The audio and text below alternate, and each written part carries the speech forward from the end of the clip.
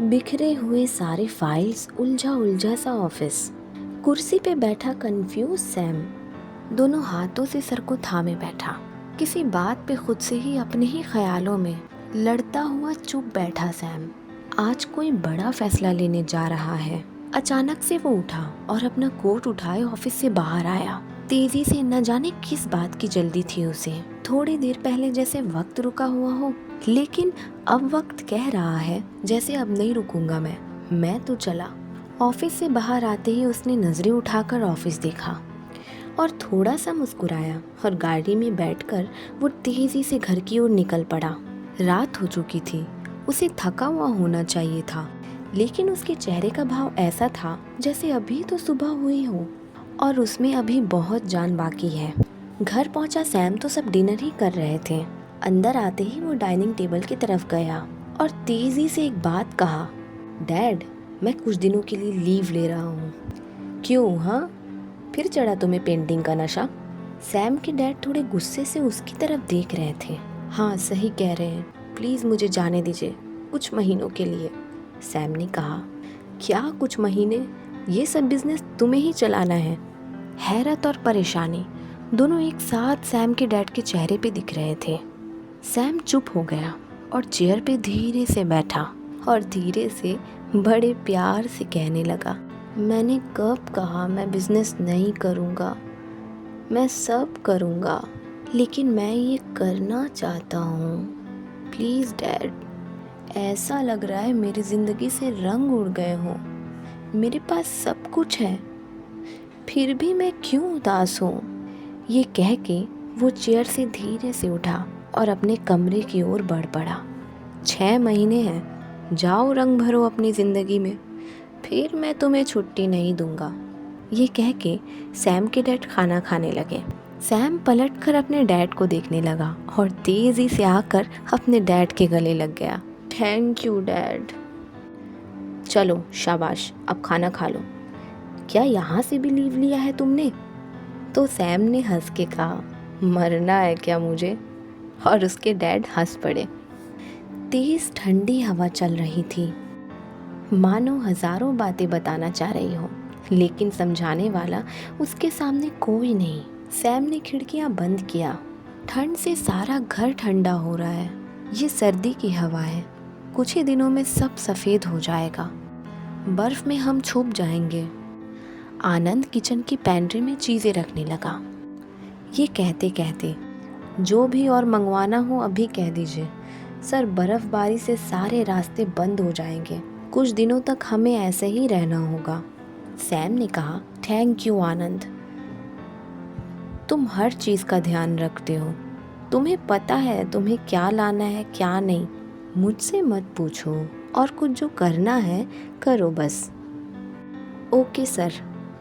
आनंद ने कुछ देर की चुप्पी के बाद कहा, सर आपने अपना काम शुरू किया? कुछ बनाया जिसके लिए हम यहाँ पहाड़ों में ये सर्दियों में आए हैं? नहीं, कुछ भी नहीं बनाया। मुझे नहीं पता क्यों कोई आइडिया नहीं मिल रहा, जैसे धूल पड़ गई है मेरे दिमाग में, लेकिन मैं जल्दी ही सारे धूल झटक दूंगा। कुछ दिन यूं ही बीत गए। बाहर सब कुछ सफ़ेद और शांत सा हो गया था। वो एक खूबसूरत सा छोटा गांव था।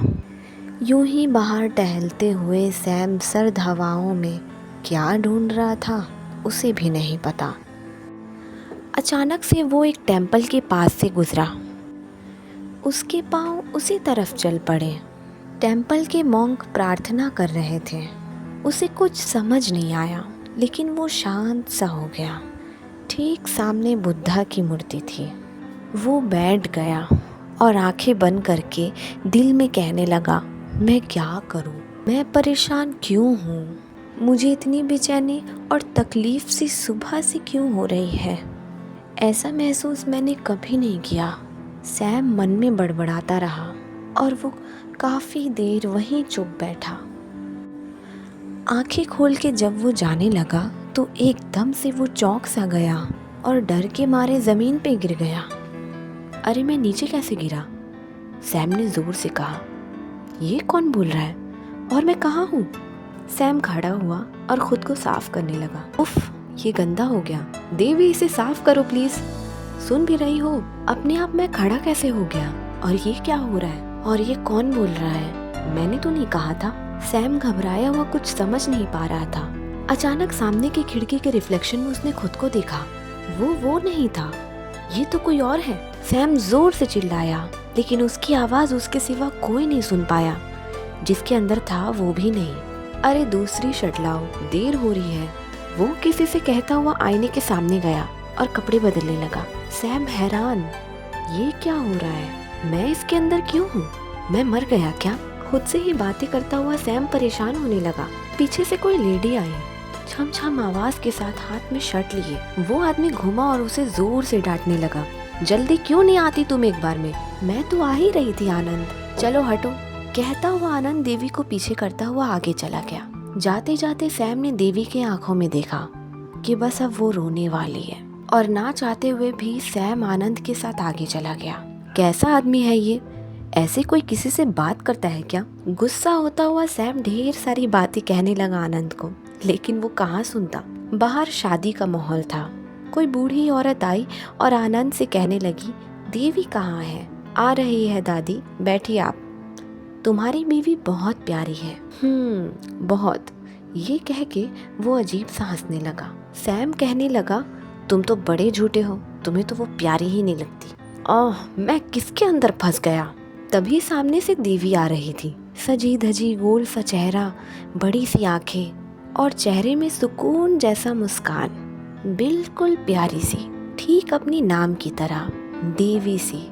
हर चीज को संभालती हुई, सुलझी हुई, प्यार से भरी देवी। सैम देखता ही रहा। वो भूल गया अभी वो आनंद के अंदर है। वो उठा और उसकी तरफ बढ़ा। सुनो, आई एम सॉरी। पता नहीं क्यों मेरा दिल कह रहा है उसे सॉरी बोलने को, जबकि गलती इस गधे ने की है। लेकिन सॉरी तुम क्यों बोल रहे हो? देवी ने कहा, तुम सुन सकती हो मुझे? सैम बोल पड़ा, तुम ठीक तो हो? क्या हुआ? ऐसी बातें क्यों कर रहे हो? देवी परेशान सी हो गई। मैं ठीक हूँ। I am sorry. कोई बात नहीं, तुम्हें एहसास है मेरे लिए काफी है। देवी ने कहा। नहीं, काफी नहीं है। सैम ने कहा, 2 साल में तुमने तो कभी सॉरी नहीं कहा, आज क्यों? ये कह के उसे देवी घूरने लगी। तभी अचानक आनंद ने कहा, मैंने तुम्हें सॉरी कहा? ठीक है, जाओ। ये कह के जब वो मुड़ा तो उससे तभी कुछ टकराया, ऐसा कि वो गिर गया। तभी सैम तेजी से उठा और जोर से चिल्लाया, क्योंकि सैम टेम्पल में था। टेम्पल के सारे मॉन्क उसे घूर के देखने लगे। उसमें से एक मॉन्क ने पूछा सैम से, क्या हुआ?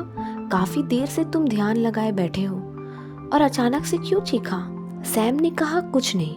और वो घबराया हुआ वहां से तेजी से बाहर निकला और घबराया हुआ सा अपने घर की तरफ जाने लगा। बर्फ फिर से गिरने लगी थी, लेकिन उसे पसीना आ रहा था, जैसे काफी गर्मी हो। जाते ही उसने अपने कमरे में पहुंच के ठीक अपना कैनवस निकाला और पागलों की तरह पेंट करने लगा। वो उस इंसिडेंट को कैनवस में उतारना चाह रहा था। उसे लग रहा था वो एक सपना था और वो भूल जाएगा। रात हो गई थी। सैम का सर्वेंट आनंद आया था और कहा, खाना निकाल दो सर, तुम बहुत बुरे हो, जाओ यहाँ से। मैंने क्या किया सर? सैम ने अपने सर्वेंट आनंद को देखा गुस्से से और कहा, ओ, और तेरा नाम आनंद क्यों है? मेरी माँ ने रखा है ये नाम सर। अच्छा तो है। ओह सॉरी, सैम ने कहा और अपना काम शुरू कर दिया। फिर से वो कैनवस में पेंटिंग करने लगा। तभी आनंद सामने आकर पेंटिंग देखने लगा और हैरान सा हो गया। वाह, इतनी जल्दी बना दी सर आपने पेंटिंग। ये किसका धुंधला सा चेहरा है? सर आप किसी के शादी में गए थे? तभी सैम ने कहा, गया था और नहीं भी। मुझे आपकी बातें समझ नहीं आती सर। तुम मत समझो ना, खाना रख दो और मैं ले लूँगा, तुम जाओ। सैम देर तक चेयर पर बैठकर उस पेंटिंग को देखता रहा। वो आज उसी दिन की घटना के बारे में सोच रहा था। क्या मैं सपना देख रहा था या ये सच में हुआ था? ये सारी बातें न जाने वो कितने बार खुद से पूछ चुका था, लेकिन जवाब कहाँ था उसके पास? या फिर जवाब उसके दिल के गहराई में कहीं छुपा था? ये सोचते हुए वो अपने घर से बाहर निकला और सीढ़ियाँ उतरते हुए बर्फ़ को अपने हाथों में बच्चों की तरह इकट्ठा करने लगा और हवा में बर्फ़ को उछालता हुआ अपने दोनों हाथों को फैलाए आंखें बंद करके बारिश में खड़ा हुआ वो किसी को याद करने लगा। कौन थी वो? अगर वो सच है तो अभी क्या कर रही होगी वो? आंखें खोली तो सैम घबरा गया। अरे ये क्या, बर्फ़ की जगह पानी बरस रहा है। सैम घबरा गया। आसपास सब बदल चुका था और वो बारिश में भीग रहा था कुछ बच्चों के साथ। बच्चे खेल रहे थे और वो भी खेल रहा था। क्या ये फिर शुरू हो गया सैम? नहीं नहीं, ये सच है। बच्चों बच्चों अंदर आओ, क्या कर रहे हो, सब बीमार पड़ोगे। एक औरत चीखती हुई घर के आंगन से बाहर आई और सबको अंदर ले गई। सैम का सर कोई टावल से पोंछ रहा था। तभी उसकी नज़र खिड़की के रिफ्लेक्शन पे पड़ी। उसने अपना रिफ्लेक्शन देखा तो वो 7 या 8 साल के बच्चे के रूप में था। अब मैं क्या करूं? सैम कहने लगा, लेकिन सुनता कौन है उसे उसके सिवा। तभी अचानक चीखने की आवाज़ आई, जैसे कोई किसी को डांट रहा हो बहुत ज़ोर से। वो बच्चा भी भागा, देखा क्या हो रहा है। ये और कोई नहीं, वही था आनंद। उसे देखकर सैम को बड़ा गुस्सा आया और कहने लगा, जब देखो चीखता रहता है। और देवी उसके सामने सोफे में बैठे रोते रोते सिसकियाँ ले रही थी। सैम के दिल में देवी को ऐसे देखकर अजीब सी हमदर्दी जागी। भले वो उससे दूसरी बार मिल रहा था, लेकिन वो उसकी फीलिंग को समझ पा रहा था। सैम धीरे से देवी के पास आकर बैठ गया और आंसू पोंछने लगा। और आंसू पोंछते हुए बोला, इंसान अपने दुख का कारण खुद होता है। क्यों वो औरों से उम्मीद रखता है खुशी की, जबकि वो खुद को खुश नहीं रख सकता और खुशी को बाहर तलाश करता है। ये सुनते ही देवी खामोश सी हो गई और एक टक उस बच्चे को देखने लगी। ये क्या हुआ है तुम्हें? देवी पूछते ही उसे घूरने लगी और सैम ने कहा, कुछ नहीं। क्या हुआ है तुम्हें? देवी से सैम ने पूछा। अचानक पलक झपकते बर्फ में पड़ा सैम ने खुद को पाया और धीरे से उठा। न जाने उसकी आंखों में आंसू क्यों थे। अपने कमरे में वो जाकर और पेंट ब्रश उठाकर पेंटिंग करने लगा। आंखों में छलके हुए आंसू को लेकर खुद को संभालते हुए ऐसी पेंटिंग बनाई कि वो खुद भी हैरान था। दिन बीतते गए, सैम का आना जाना यूं ही चलता रहा। न जाने कितने खूबसूरत रंग उसके कैनवस में उतरते रहे और यहाँ देवी फिर से खुश रहना और जीना सीख रही थी। अब वो हालात से हारती नहीं थी, उसे समझ के ठीक करती थी और खुद से ही प्यार सा होने लगा था उसे। देवी को एहसास था, कोई तो है जो उसके आसपास नहीं होकर भी उसके पास है। प्यार जो देवी ने सारे अपने रिश्ते में उड़ेल दिया था और खुद खाली सी थी। अब वो धीरे धीरे प्यार से भरने लगी थी। बाथटब में बैठा हुआ गर्म पानी में लेटा हुआ सैम कुछ सोच रहा था। न जाने क्या कर रही होगी वो। अगर अब कभी मिलूंगा तो उसे ज़रूर बताऊंगा अपने बारे में, भले से वो यकीन करे या ना करे। ये सोचते सोचते वो पूरा टब में चला गया। कुछ सेकंड बाद जब उसे सांसें लेने में प्रॉब्लम हुई तो वो बाहर निकला। वो समंदर में था, देवी के साथ। वो एक टर्नर की बॉडी में था। उसे समझ आ गया था इस सिचुएशन से कैसे डील करना है। अब वो माहिर हो गया था। देवी स्कूबा डाइविंग कर रही थी। बाहर आने के बाद टर्नर आगे वापस जाने लगा। सैम अंदर अंदर कहने लगा, नहीं नहीं, वापस चलो, मुझे उससे बात करनी है। न जाने क्यों टर्नर के पैर देवी की तरफ मुड़ गए। वो देवी के पास जाकर बैठ गया चुपचाप। देवी जरा सी मुस्कुराई और कही, बड़े दिन बाद आए हो, तुम्हारा नाम क्या है? क्या हो तुम और मुझे कैसे ढूंढ लेते हो हर बार? सैम हैरत से देवी को देखने लगा। तभी सैम ने कहा, थैंक यू, तुम नहीं जानती तुमने मेरे लिए क्या किया है। वो ज़रा सी मुस्कुराई और बोली, जानते हो, आनंद की लाइफ में कोई और औरत थी। ये सब जानते हुए भी मैंने उसे कई सारे मौके दिए हमारे रिश्ते को बचाने के लिए, लेकिन ये सिर्फ रिश्ता मैं ही बचाना चाहती थी, वो नहीं। मैंने हिम्मत करके अपनी लाइफ अपने लिए जीना शुरू कर दी। बहुत मुश्किलें आई, लेकिन अब मैं अकेली नहीं हूँ। मेरे साथ तो मैं हूँ। देवी के साथ देवी है।